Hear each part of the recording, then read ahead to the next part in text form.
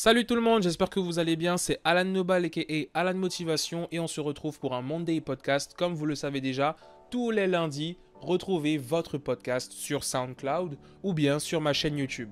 Donc aujourd'hui, on va parler un peu de la Guyane et on va revenir sur quelque chose qui est important. Il y a une continuité en fait. Vous vous souvenez de mars-avril 2017 ? Aujourd'hui, en fait, j'ai envie d'aborder la question suivante. Où est-ce qu'on en est aujourd'hui ? Parce que, souvenez-vous, on avait beaucoup d'énergie, pour la plupart. On avait énormément d'énergie pendant la période, etc. Mais comme j'ai dit, le combat n'est pas terminé. Il ne fait que commencer. Aujourd'hui, par rapport à ce qu'on avait demandé et par rapport à ce pourquoi nous nous sommes battus, où est-ce que nous en sommes aujourd'hui? Au moins en termes d'énergie et en termes d'action, qu'est-ce qu'on fait, etc. au quotidien. En tant que Guyanais et Guyanaises, qu'est-ce qu'on a bien pu faire depuis cet événement-là? Parce qu'il y a quelque chose qui est très important, c'est que parfois on a de la motivation, on est déterminé à faire quelque chose sur le moment, et puis dans le temps, ça finit par s'estomper, et au final, on n'avance plus comme on devait avancer, quoi. On finit par se dire, ouais, bon, écoute, hein, au point où nous en sommes, vas-y, laisse tomber. Et aujourd'hui, moi, je pense que c'est important de se dire que le combat, il n'est vraiment pas terminé, qu'il ne fait que commencer en fait, et que ça, c'était vraiment un point de départ, et qu'il faut qu'on soit ensemble déjà, qu'on avance ensemble pour qu'on puisse aller plus loin. Et là, comme ça, je pense à la problématique du drapeau. J'ai envie d'en parler parce que je pense que c'est important. Et c'est vrai qu'après avoir regardé alors j'ai pas tout regardé, hein, mais c'était le congrès des élus en Guyane. C'était assez particulier. Alors, est-ce que je vous donne mon avis dessus? Allez, je vais vous donner mon avis sur ce congrès. Après tout, sincèrement, je n'ai pas été satisfait. J'ai été surpris. J'ai été très surpris par rapport au comportement, par rapport à l'attitude de beaucoup de personnes dans ce lieu, ce jour-là, par rapport au congrès. J'ai pas compris. J'ai vraiment eu l'impression que c'était une guerre en fait et que chacun essayait de se défendre, de se montrer, de se justifier, de vraiment, j'ai pas compris. Et j'ai eu l'impression qu'il y avait beaucoup d'ego, c'est beaucoup de ne dites pas ça sur moi, je suis un tel, etc. Mais derrière, lorsqu'il s'agit d'avoir quelque chose de commun, lorsqu'il s'agit d'avoir un intérêt commun, de se battre pour un intérêt commun, j'ai vraiment du mal à voir comment on pourrait le faire si déjà les personnes qui sont censées nous représenter n'arrivent même pas à parler d'une voix commune. Donc j'ai été très déçu parce que j'estime qu'il y a des propos qui n'ont pas à être dans un lieu pareil, à un moment pareil, par des personnes qui sont censées avoir des responsabilités et qui sont censées nous représenter. Donc je pense qu'il y a un vrai problème d'ego, hein, c'est vraiment quelque chose de très compliqué.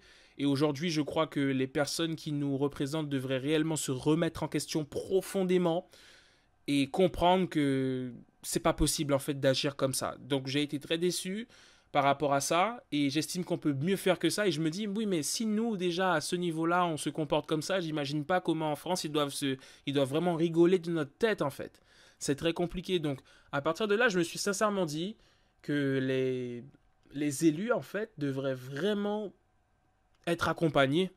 Je l'ai pensé parce que je me suis rendu compte qu'il y avait beaucoup de laisser-aller et que ils étaient un peu perdus. Moi, c'est ce que je pense. Un peu perdus dans le sens où ils ont vraiment du mal à mettre de côté le personnel et le professionnel. Et ça, je pense que c'est un problème qu'on a, un gros problème qu'on a en Guyane. Et ils avaient vraiment du mal à faire abstraction du personnel et du professionnel. J'ai vu qu'il y avait beaucoup de... C'est ma personne. C'est vraiment ma personne, qui je suis, etc. Toi, t'as pas fait ça. Toi, t'as eu ça comme ça. Toi... Non, ce n'est pas toi, c'est nous, c'est le peuple. Mais bon, voilà, ça c'était la petite remarque et je pense vraiment qu'on peut faire mieux. Donc, j'attends beaucoup mieux de la part des personnes qui sont censées nous représenter.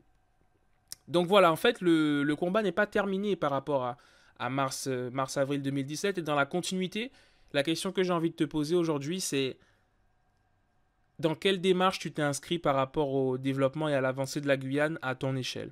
Aujourd'hui, il faut qu'on pense comme ça. Qu'est-ce que je peux faire dans le temps pour contribuer au développement de mon pays à mon échelle? Faut pas forcément créer une entreprise, avoir un projet de dingue, etc. Je peux comprendre, hein, c'est pas un problème. Mais toi, à ton échelle, aujourd'hui, comment est-ce que tu contribues au développement de la Guyane. Parce que tu peux, en fait, c'est vraiment un ensemble, et c'est pour ça que je dis ensemble, on va plus loin, c'est vraiment un ensemble de petites actions qui font de grands changements. Mais toi, sache qu'à ton échelle, tu peux avoir un impact et tu peux influencer le changement de la Guyane. Parce qu'il y a un changement qui est en cours, qu'on le veuille ou non. Mais est-ce que toi, à ton échelle, tu contribues à ce changement? Par exemple, à mon échelle, tu sais un petit peu ce que je fais. J'ai fait un meet-up en Guyane, je propose du contenu et sur les réseaux sociaux. Et du coup, bon, petit à petit, il y a des choses qui se mettent en place. Mais en tout cas, l'idée, c'est vraiment de pouvoir impacter la Guyane. Et c'est de se dire, ok, cet événement-là, c'était un déclic. Mais maintenant, qu'est-ce que je fais pour la Guyane? Dans quelle démarche je m'inscris? Est-ce que peut-être tu veux rentrer en Guyane? Si tu es en Guyane, bon ben, qu'est-ce que tu peux faire comme projet, une association? Peut-être, tu sais, juste, et ça c'est très important, juste prendre le temps de réaliser que tu critiques peut-être trop facilement ton confrère ou ta consoeur guyanaise, réaliser que la vision que tu as des autres autour de toi est peut-être faussée par rapport à des expériences que tu as pu avoir, par rapport à des représentations mentales que tu as. Et je pense que pour qu'on puisse avancer, il faut réellement qu'on prenne en compte le fait que nous devons nous aimer nous-mêmes, nous devons apprendre notre histoire, non pas forcément l'histoire que l'on apprend à l'école, mais notre histoire en tant que Guyanais et Guyanaises, d'où nous venons. Et là, je parle d'unité. Pour que l'unité puisse régner en Guyane, nous devons savoir exactement d'où nous venons, quelle est notre histoire, et la mettre au goût du jour, et retravailler notre rapport aux autres chez nous. Parce que je sais que nous avons du mal à accepter les autres, et je parle même de... Je parle pas forcément des immigrés. Et le truc, c'est que... En fait, j'ai même pas parlé d'immigrés, puisque le truc, c'est que nous sommes tous immigrés. Et même, je dirais, à part les Amérindiens, on devrait réaliser déjà, et on devrait, nous sommes, jusqu'à preuve du contraire, hein, d'accord? Je pense que nous sommes tous immigrés, et que nous sommes tous des immigrants, à part les Amérindiens. Donc après, ça c'est mon avis, et à toi de me dire ce que tu en penses. Mais en tout cas, aujourd'hui, en tant que Guyanais et Guyanaises, nous devons vraiment réapprendre à nous aimer personnellement. Et ça passe par la compréhension de notre culture, réapprendre notre valeur, apprendre à aimer nos frères et sœurs, Guyanais et Guyanaises, apprendre à les encourager dans leur business. Tu sais, juste le fait d'acheter chez un Guyanais que tu connais qui a son commerce, c'est déjà beaucoup, c'est comme ça.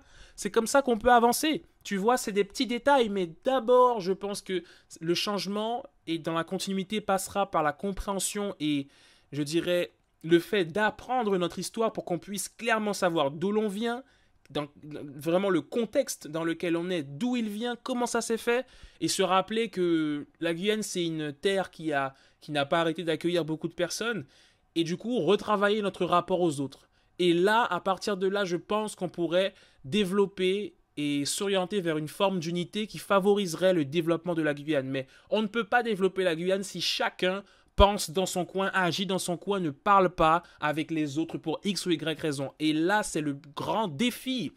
Le plus grand défi pour la Guyane, je pense aujourd'hui, c'est de savoir que lorsqu'il y a un intérêt commun, qu'on soit en froid, fâché pour X ou Y raison avec une personne, lorsqu'il s'agit de l'intérêt commun de la Guyane, il en va de notre devoir et de nos responsabilités de savoir mettre le personnel de côté, les histoires personnelles de côté pour pouvoir avancer. Et ça demande un niveau, je dirais, de conscience important et c'est indispensable.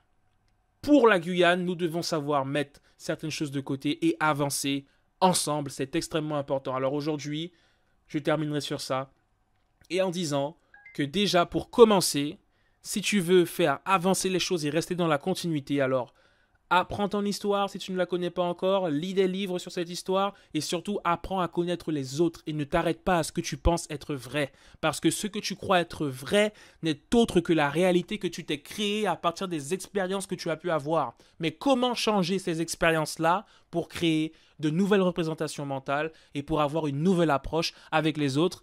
Il faut que tu ailles à la rencontre des autres, que tu discutes avec les autres, que tu découvres les autres et que tu changes ta mentalité parce que le nerf de la guerre chez nous, je crois bien que c'est la mentalité. Voilà, c'était à la de motivation aujourd'hui pour ce nouveau podcast. J'avais envie de parler un peu de la Guyane. Pour moi, c'est important. Donc, dis-moi ce que tu en penses. En tout cas, si tu as apprécié ce podcast, n'hésite pas à t'abonner ou à le partager. Parce que pour le coup, c'est un message important qui permet toujours d'être dans la réflexion. Et c'est très important de penser par nous-mêmes. Donc, sincèrement, si tu as apprécié ce podcast et tu penses qu'il pourrait servir à une personne, n'hésite pas à le partager en story, sur WhatsApp, là où tu veux, mais partage-le parce que l'idée, c'est d'impacter. D'accord? Donc, abonne-toi et puis je te donne rendez-vous lundi prochain pour un nouveau podcast. Au plaisir, prends soin de toi surtout, hein, c'est le plus important. Allez, à bientôt. Ciao, ciao!